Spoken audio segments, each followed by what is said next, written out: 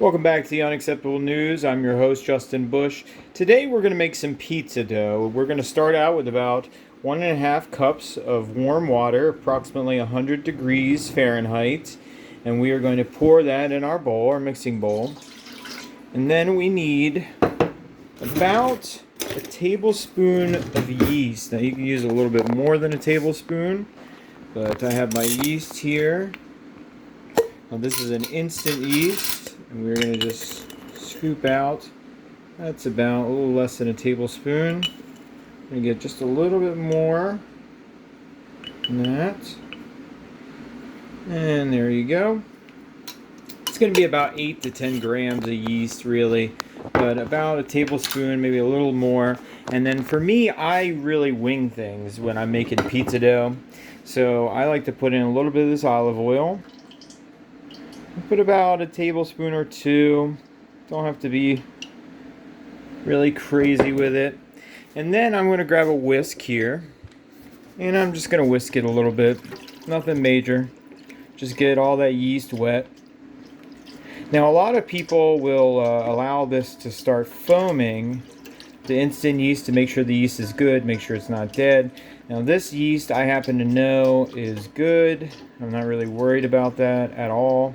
It's not a bad yeast. It hasn't been sitting around a long time. I used some of it yesterday. I'm going to put the rest of my yeast back in the fridge. So then I'm going to come over here and grab a little bit of sugar. Now, like I said, I really wing things, and I like to put a heavy amount of sugar in my pizza dough. So I normally do about 2 tablespoons of sugar in my pizza dough. And then a lot of people do not put salt in at this time because it inhibits yeast growth, but I don't really care. I put it in right now, and I really, like I said, I wing it. Now, once I get to that point, I give it another thorough mix, especially that sugar, and then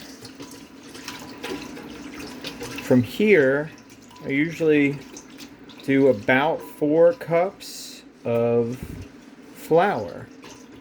Now, I split my flour about a cup of all-purpose white flour to about 3 cups of bread flour.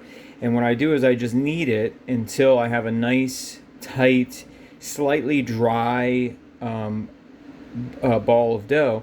And then I put it in a oven with the light on for about 1 hour. So it's going to sit in here for its first rise. It's going to rise all the way up. Now this dough is an overnight dough. You can use it in the same day. You can allow it to rise one time. It takes about an hour with the instant yeast. You smash it back down. You can stretch and fold it a few times to make sure you have a nice gluten formation.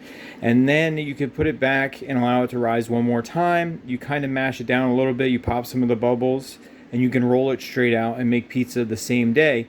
But if you want to get a really refined taste, putting it in the fridge overnight is really where it gets a lot of its flavor from.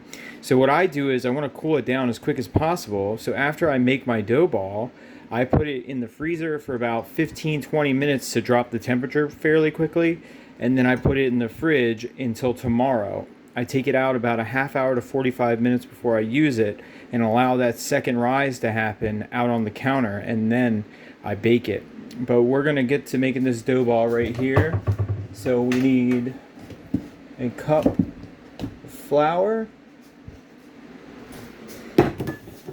That's our all-purpose white flour. And then we need 3 cups of our bread flour.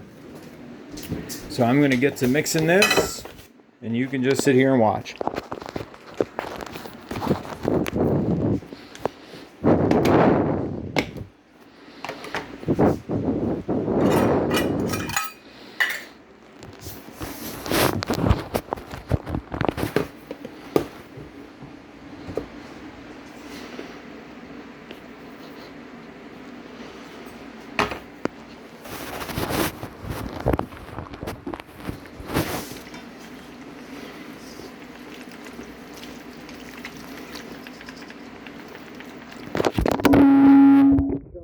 phone inside of this dough.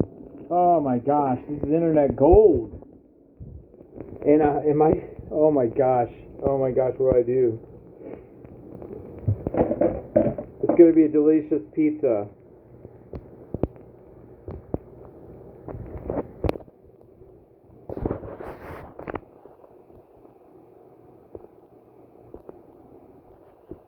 No. Can't stop it. Now I don't know what to do. Can't stop the video.